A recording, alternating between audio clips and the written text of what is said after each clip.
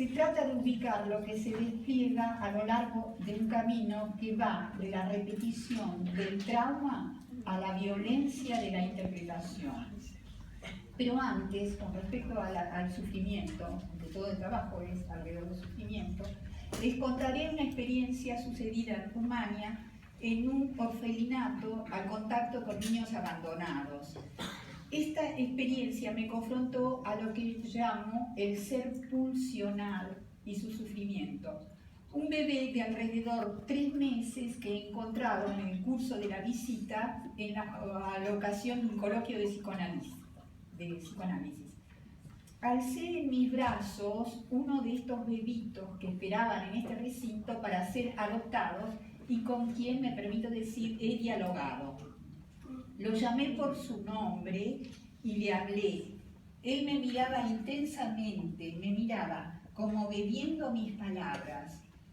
En el momento de dejarlo en la camita, se agarró con sus manitos, todas chiquititas, fuertemente de mí, y sentí la fuerza de la desesperación, del desespoir. Sus músculos, nunca he visto esto, los músculos tenían la fuerza de un adulto. Era increíble. Sus deditos parecían un buril que me penetró en el cuerpo, así. Y no exagero, les digo simplemente lo que sentí en ese momento con este dedito. Me dejó una marca imperecedera. No querías abandonarme ni ser abandonado, en la cuestión del abandono. Tanto de su lado como del mío surgió ese famoso sentimiento de intoxicación, la consternación y la impotencia que acompañan un sufrimiento atroz. Ahora, con la pérdida del cordón umbilical, aquí yo voy a forzar un poco lo que Lacan ha forzado, pero que me permite mi práctica, yo estoy ahí, ¿no? Con la pérdida del cordón umbilical, el recién nacido pierde también un estado que no encontrará jamás. Yo no sé lo que se pasa dentro del vientre, pero nunca se va a encontrar ese estado. Es un estado donde no hay otro, donde todo pasa por el cordón umbilical y no hay demanda, no hay nada. El bebé está ahí y recibe absolutamente todo. De ahí sale y va a encontrar un otro. Ahí sí que lo va a encontrar. De ese vacío va a encontrar un otro que tiene deseos, que tiene goces, etc. ¿Qué representa? Ahí encuentra el extranjero próximo. Freud no dice la madre, el extranjero próximo, el otro. ¿Qué representa él para el otro? ¿Qué desea el otro encontrar en él? No hay respuesta. Porque no sabemos, ningún bebé nos contó lo que pasó ahí. El bebé alucinará, repetirá una percepción que se halla enlazada con la satisfacción de una necesidad vital y construirá un fantasma para agarrarse a la vida, es decir, al amor y al deseo. Ya ahí es sujeto el niñito del corte umbilical. El amor, sentimiento todopoderoso, permite justamente no resentir la postración y la impotencia. Es el signo que el otro te ha aceptado. Me causó gracia Juan en el último coloquio, dijo, el otro me acepta por lo que soy. Ese pedazo de carne, ese organismo, bueno, el otro me acepta. Es como la histérica que quiere que la acepte por lo que es, ya es ese pequeño bebé. Y lógicamente el rechazo significa la indiferencia y la muerte. Todo el mundo conoce las experiencias de Spitz. Lo pulsional es un movimiento psíquico que anima al sujeto y lo empuja hacia el deseo. Lo pulsional empuja hacia el deseo. Aunque son separables, amor y deseo se mezclan, pues todo amor supone el deseo. El ser humano nace para la vida a condición que allí encuentre el amor. El traumatismo del nacimiento promovido por Rand fue rechazado, todos estamos de acuerdo. Sin embargo, Freud habló del nacimiento no solo como la primera experiencia de de ansiedad, sino también como su prototipo, en tanto que propensión del ser humano a la angustia. Freud hablaba en ese término. Hasta ese momento, lo que se reprimía era el representante de la pulsión. El afecto libidinal se transformaba en angustia. En este caso, la angustia entonces era la consecuencia de la represión. Todos sabemos que Freud en el 23 va a cambiar inhibición, síntoma y angustia, invierte esta proposición. Con la constitución del yo para Freud en ese 23 surge el tiempo de la subjetivación, concepción prolongada por la teoría del significante representando al sujeto por otro significante. El cuerpo real, el pedacito de organismo de que le hablé al principio, afectado por la intervención del otro, por la palabra del otro, por la palabra, por la mirada, por el toque, por supuesto. El evento traumático no es suficiente por sí mismo, con respecto a Rank y compañía, ¿no? El evento traumático no es suficiente. El análisis trabaja, luego, por supuesto, con el relato, con las imágenes de los sueños o con los juegos infantiles. El fantasma prevalece sobre el evento traumático. Es el fantasma, vemos la realidad por la ventana de nuestro fantasma. La cadena significante se pone en movimiento dándole sentido al trauma. Y esos significantes que están en espera responden, en esa cadena significante, responden al llamado del sujeto preservándolo de la locura o de la muerte. Ahora, ahí voy a pasar a otra cosa. De las vicisitudes del niño en su mundo restringido, el mundo del niñito, papá, mamá, es un mundo muy restringido, paso al sufrimiento y al trauma del adulto, impuestos desde ya por un mundo mucho más amplio y la violencia social de ese mundo. Trataré de dar cuenta del análisis de una paciente, la reescritura de su historia recortada en un momento histórico de la Argentina. Es decir, voy a tratar de articular la historia privada singular, única, con un momento histórico.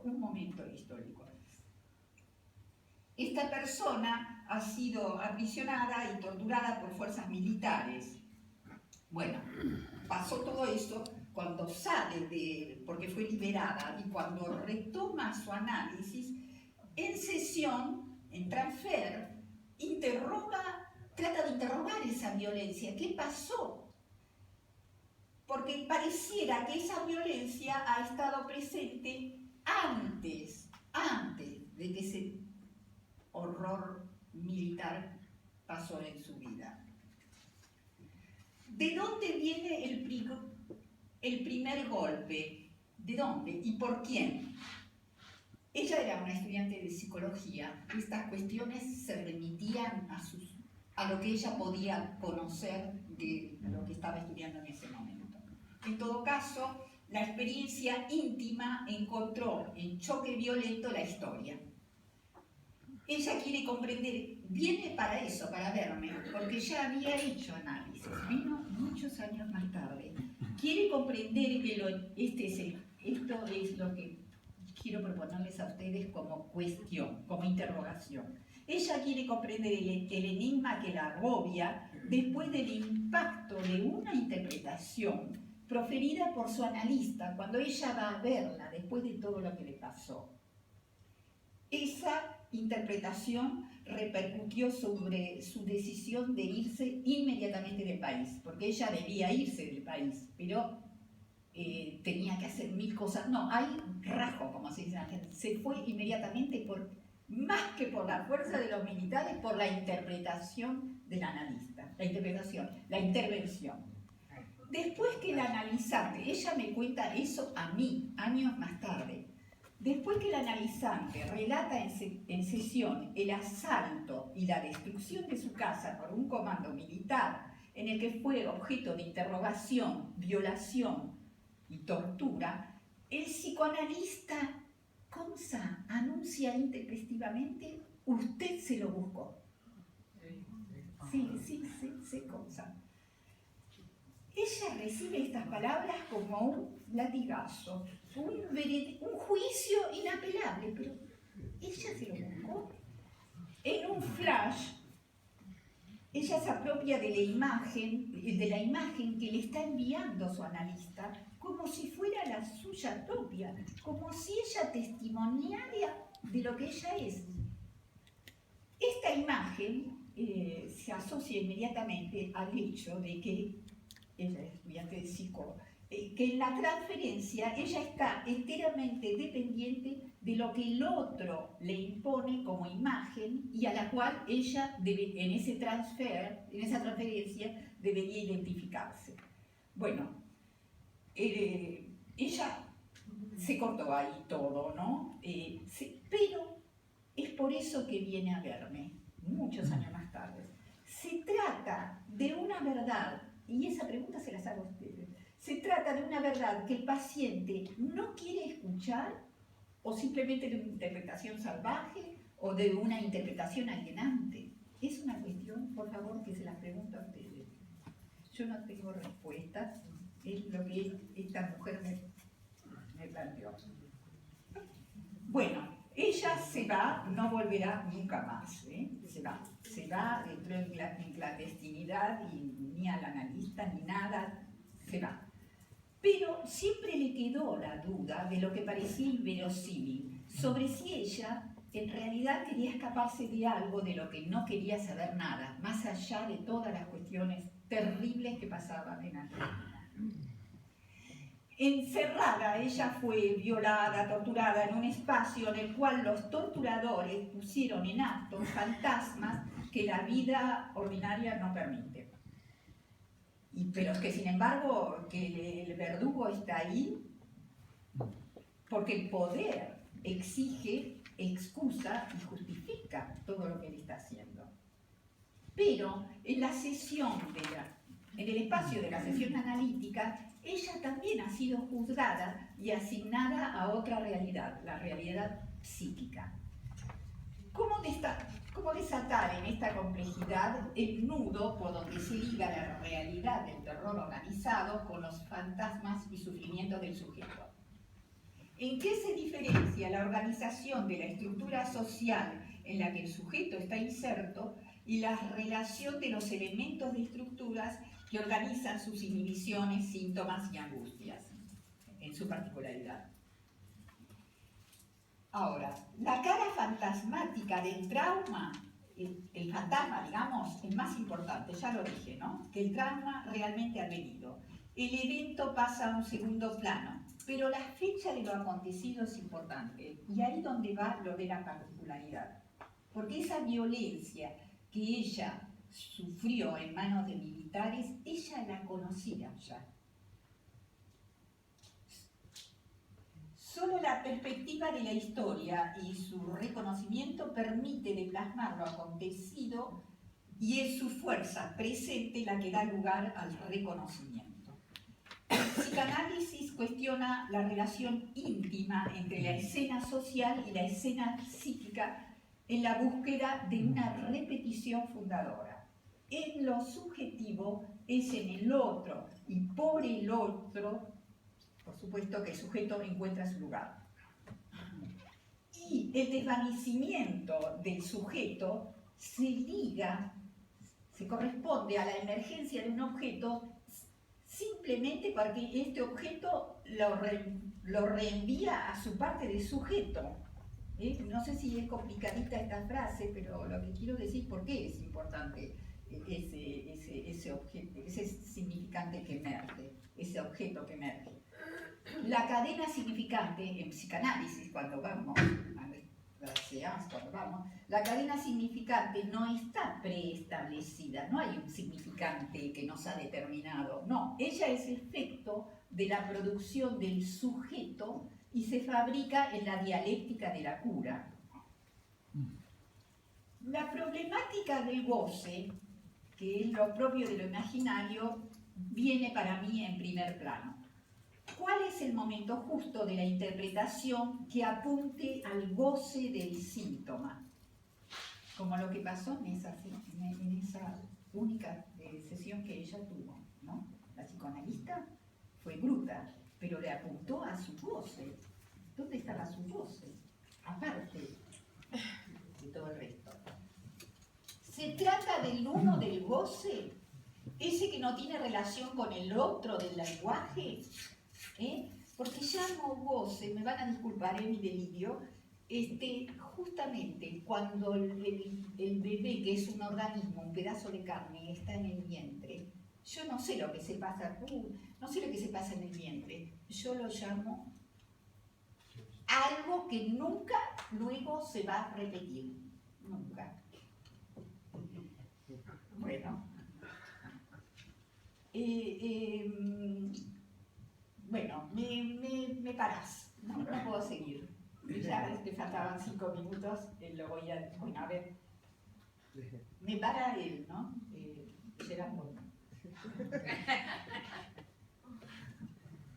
Bueno, todo esto, digamos, si lo quiero resumir en un segundo, yo lo voy a apoyar en la construcción de la escena, de la segunda escena del fantasma pegan a un niño. En la segunda escena, que está reconstruida, que no se dice en análisis, el niño va a identificarse con el niñito que estaba castigado, ese que está castigado, y es de allí, de alguna manera, que surge para Freud y la elaboración que es Lacan, ese masoquismo primordial que en cierta manera nos constituye. Ahora, la pregunta que yo les quería hacer es, en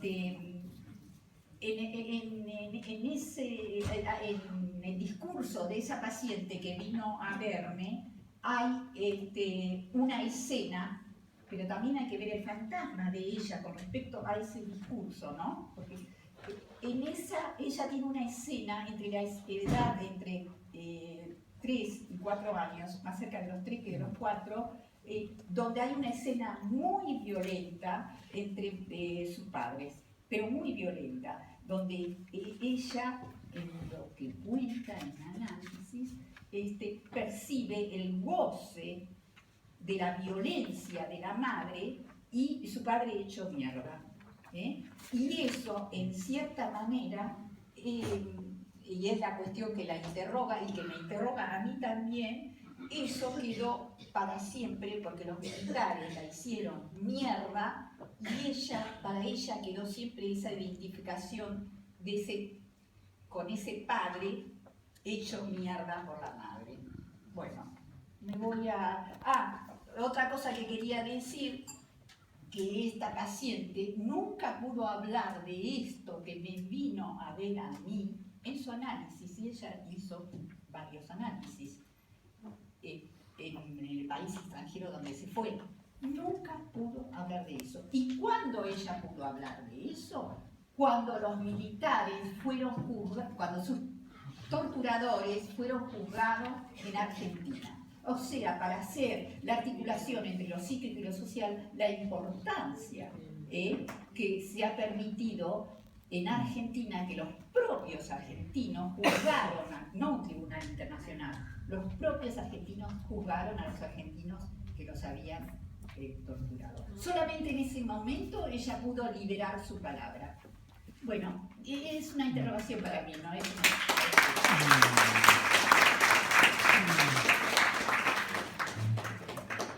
Vamos a dar paso a